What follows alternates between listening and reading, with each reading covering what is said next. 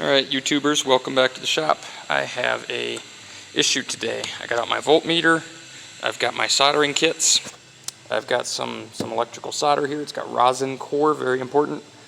Soldering station here, I got my little dials and everything, so if I turn it on I can actually set my temperature range here. But I don't need that on right now. Ignore the buckets of screws and extra diodes and stuff. I was doing some electronics disassembly on another channel here.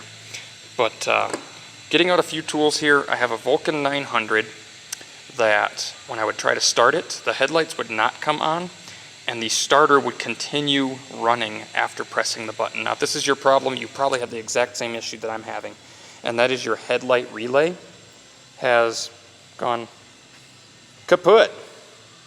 Yeah, that booger's a little fried when you can see the coil in there, right? And you can see that coil just overheated to the point where it just burnt up. So I think this is a common problem with the Vulcan 900s, and nobody's been able to answer this. I believe, tracing down the wiring diagram, I've found what the culprit could be. Note. I'm not saying I'm 100% sure this is the problem. But there's the extra wire coming from your stator, that middle white wire.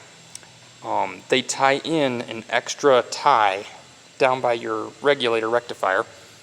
Underneath your stator, there's a crimp tie, and they run a white wire up to the 4-pin under the seat. Now, if you don't know what the 4-pin connector is, go ahead and research on the forums. But the 4-pin, that white wire turns into a black wire, and that black wire runs into this box.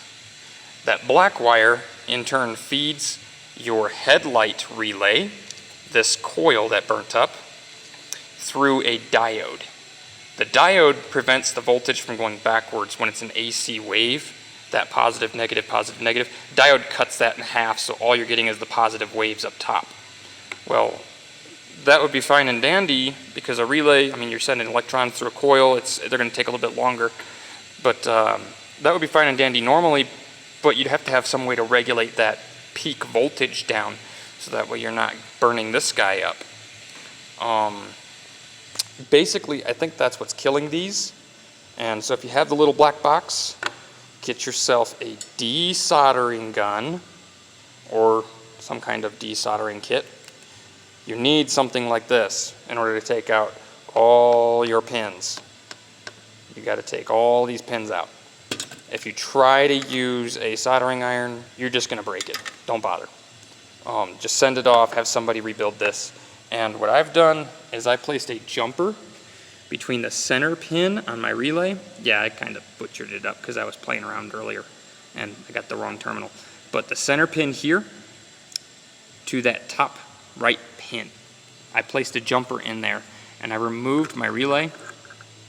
My relay was in there like so. The center pin is your common, that's your 30. The top one here is your 85, the bottom one's 86. This would be 87 and 87A. So this is the normally open one, and it's actually, I believe 87. Maybe my numbers are wrong here. Anyway, basically, mine was stuck here to this terminal, and it would not move. I needed it to go to this top terminal so that way my headlights will come on. So make sure you solder it to the top terminal up here and to the middle one here. That should solve your issue if you're having the starter continuously run. Now, this does not fix a stator issue if you still have a stator issue. Make sure you go ahead and look for Rick's stator and go ahead and put that in your bike if you haven't done so already. There's some back and forths on what exactly fixes what, and you can argue your problems out in the forums and whatnot and hash it all out, but for me, I'm just going to put a Rick stator in it and call it good. Rick stator and the crankshaft bolt with the oil hole. Anywho, so that's my fix for y'all today. Get rid of this relay. Just wire in a jumper wire and then bypass the rest of that crap. Doodles, y'all.